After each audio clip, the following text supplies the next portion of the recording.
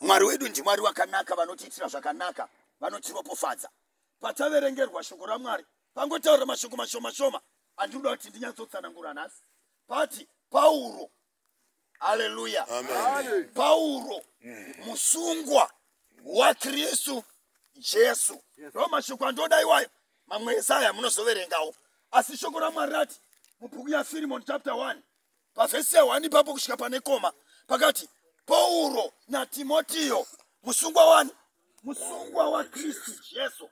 Pauro naTimotiyo vasungwa vaKristu Jesu. Pauro muapostora musungwa wani? waKristu Jesu. Right, nhasi ndinombva kutsanangurirai imi kana muchinzwa zvichinzi munhu ari kunzi musungwa, munhu wakaita sei anonzi musungwa. Panapa ndichataura pamusoro paPauro, wanzi Pauro musungwa wani? waKristu. Ko kana munhu akanzi musungwa waKristu zvinorevei? Ngatimbomira kutasa zvokuti musungwa waKristu. Ngatimbotasa pamusoro pokuti munhu ari kunzi musungwa, wasungwa. Kana munhu akanzi musungwa zvinoreva kuti kudii? Kana munhu akanzi musungwa, kunoti kana munhu akanzi musungwa, ngatiti mupurisa wasvika pamba pako ukanzi iwe wava musungwa, iwe wasungwa. Haleluya.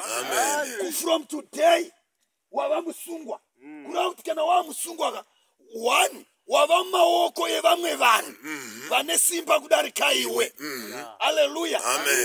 One, two, wavazve pasi pevanhu vane nyembe dzokutonga upenyu hwako. Because mupurisa ukamuona achita kusunga one, hembe dzaakapfeka dzinotaridza authority yokutumwa kwake kwaaitwa nani? Kwaaitwa negovernment. Heti idzo dziya nembatya dziya ndosika chiri nyangwe kari katokotoko kakadai kakamira parodi, mota rakaita serichiuya kakangodai kakadai, mota iyo unoteura ichita sei? Ichimira speed.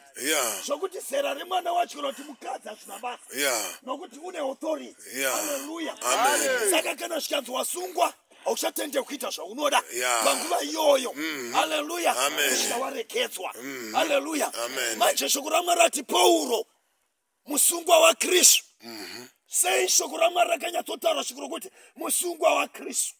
Nekuti mukatasa nhoroondo yokuparidza kwaPauro, hakuna munhu unoparidza shoko raMwari nokuti unoda. Vanhu vazhinji chaivo vanonzi vakadanwa naMwari, mukada kunzwa nhoroondo yekuti zvangazoita kuti abvume nyaya yokuparidza zvandiri kuita kudai inyaya yekuti wakanga achida here, wakadzidzira nyaya yokuparidza kuvanhu here, kune chikoro here kubva grade 1 chinodzidzisa munhu pamusoro pokuparidza.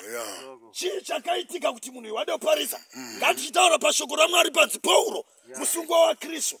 Pauro zvaari kunzi musungwa waKristu, one day Pauro wairarama upenyu hwaanoda achiita zvaanoda panguva yavafu.